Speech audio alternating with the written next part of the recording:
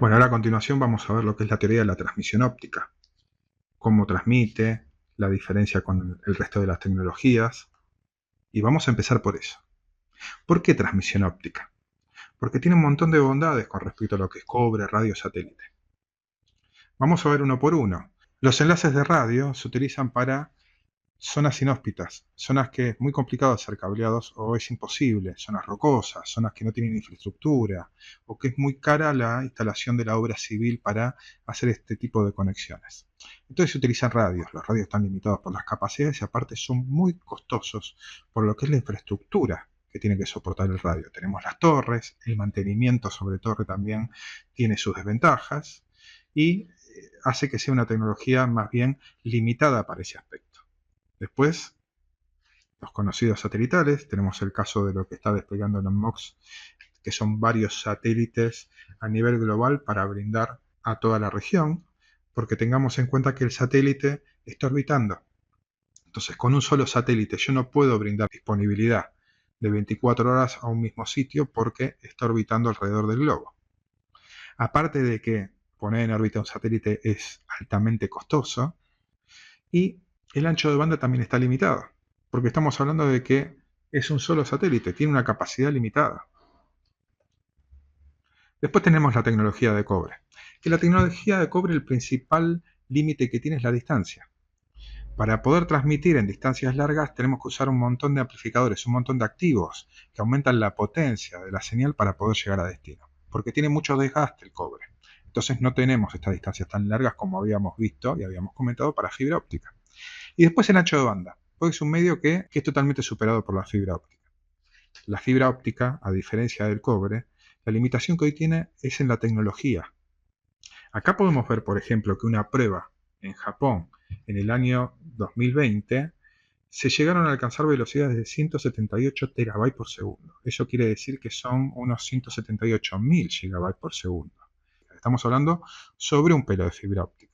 Los cables de fibra óptica están compuestos por muchos pelos, entonces podemos lograr anchos de bandas de transmisión mucho más grandes.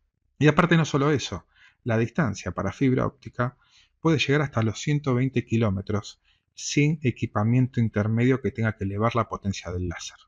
Entonces tenemos hasta 120 kilómetros en donde solamente se detecta el cable y no tenemos ningún elemento activo salvo en las puntas, que son los equipos de transmisión. Primero que nada, para ver cómo funciona la transmisión óptica, tenemos que repasar las conversiones analógicas a digital. Partimos de una señal analógica, que en concepto una señal analógica es una señal continua, sin irrupciones. Nosotros vemos acá que tenemos una continuidad perfecta de la línea de esta señal. A mí me gusta usar el concepto del cassette, porque cuando yo era adolescente viví el traspaso de lo que era el cassette al CD y fue tecnológicamente el traspaso de lo analógico a lo digital. Ese era el mejor ejemplo. Nosotros teníamos una cinta continua y pasábamos a un CD que lo que hacía era tomar muestras de la señal digital en periodos de tiempos definidos. Cuanto menor sea el periodo de tiempo, mayor es la calidad digital que nosotros obtenemos, porque la muestra es más chica y tiene mayor definición. Supongamos, por ejemplo, en la televisión, cuando nosotros tenemos HD, SD, y si es una señal digital se pueden ver píxeles dentro de la pantalla. Esos píxeles son la definición del muestreo que se están capturando de una señal analógica y se están pasando a una señal digital, terminando en lo que es una señal tipo escalera, como vemos acá, por cada una de las muestras que toma de la señal analógica.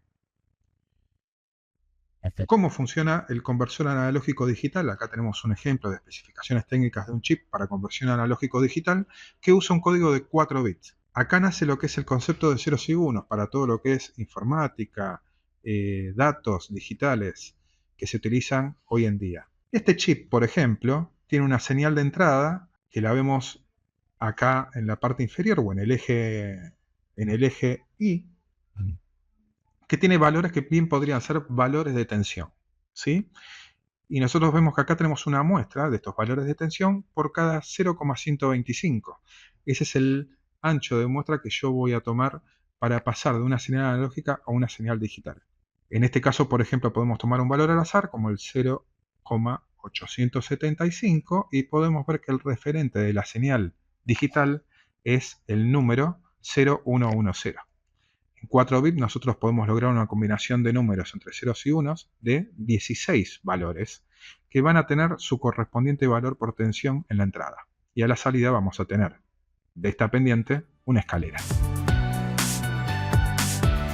Ahora sí, vamos a ver cómo funciona la transmisión óptica. Y vamos a empezar por lo que es una señal analógica. La señal analógica van a ser los datos que nosotros queremos transmitir. Y primero que nada tiene que pasar por un conversor analógico digital, como vimos en el punto anterior. Convertimos esta señal senoidal, por ejemplo, en un paquete de ceros y unos, que van a ser transportados a través de una señal eléctrica. Básicamente van a ser ceros y unos, puede ser una tensión nula y una tensión de un voltaje que me define a mí el pulso eléctrico. Luego se va a hacer una conversión de la parte eléctrica a óptico. Por cada pulso se va a prender el láser, como vemos acá. Por cada pulso eléctrico va a generar un pulso óptico que va a ser transmitido a través de la fibra óptica. Cuando el láser está prendido, se entiende que es un pulso positivo, va a ser el correspondiente 1, y cuando hay ausencia de láser va a ser el correspondiente código binario 0.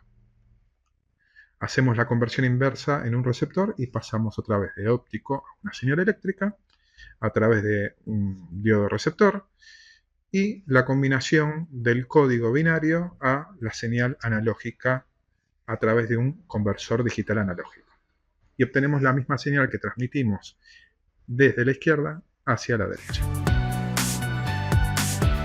Ahora vamos a ver el medio de transmisión óptica. Todos sabemos que se utilizó la fibra de vidrio, pero ¿por qué? Veamos en el siguiente cuadro que tenemos acá la velocidad de la luz que nos puede dar cada uno de los medios. Y nosotros, para poder usar un medio de guía para el láser y que llegue al destino, tenemos que usar un medio físico. El mejor medio y más económico para el despliegue de este tipo de redes fue el vidrio. En ese caso se construyeron dos tipos de fibra. Una fibra monomodo con un núcleo de entre 8 y 12 micrones y una fibra multimodo con un núcleo más grande que está entre 50 y 200 micrones y tienen diferentes utilidades.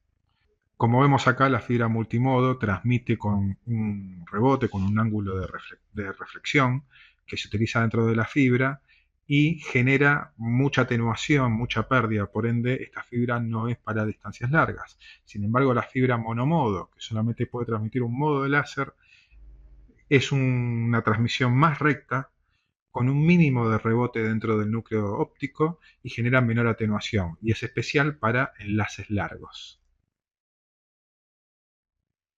Acá vemos un ejemplo de la vista de un microscopio para fibra. Vemos a nivel microscópico cómo se ve realmente la fibra con lo que es el cobertor de 125 micrones y lo que es el núcleo muy chiquitito. En este tipo es una fibra monomodo que nos presenta un núcleo de entre 8 y 12 micrones. Los cables, como contamos anteriormente, transportan más de una fibra óptica. Llegan hasta 512 fibras, por lo menos los que se están comercializando hasta el momento, y podrían superar esa cantidad, pero son límites de la fabricación de cables. Ahora vamos a ver el concepto de dispersión cromática. Es muy importante la dispersión cromática para este tipo de redes, porque es un límite técnico que nosotros también tenemos en las transmisiones ópticas.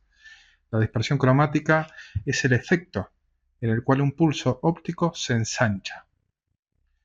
Esto se genera porque el láser está compuesto por fotones, como la luz, y estos rebotan dentro de la fibra óptica generando algún atraso y ensanchamiento de esta curva.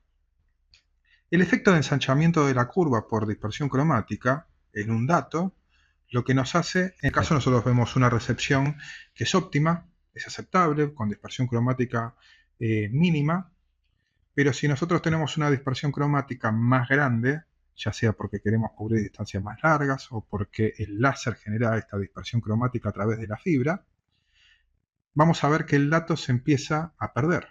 Nosotros vemos que del 1011 en la recepción 2 ya tenemos dos unos, no se sabe si lo puede interpretar, puede ver todo como una pendiente 1 y lo que nosotros generamos acá es una pérdida de la información. Entonces hay que tener en cuenta esto, porque por ejemplo en la tecnología GPON, La dispersión cromática abarca una distancia máxima de entre 10 y 20 kilómetros. Si bien nosotros, por ejemplo, con GPON, si nosotros tenemos una OLT con un puerto que tiene un split ratio de 128, podríamos utilizar combinaciones de splitter de 4 y 8, entre 2 y 3 niveles, para llegar a los 128 clientes. Pero si nosotros podríamos pensar que queremos llegar a distancias más largas, eliminamos splitter en el medio, entonces lo que estoy eliminando son atenuación en el medio del camino para llegar a distancias más largas. Lo que también se asocia a esta limitación técnica es la dispersión cromática. Porque vamos a llegar a una distancia más larga, pero vamos a tener una señal de recepción del tipo 2, en donde ya perdimos toda la información.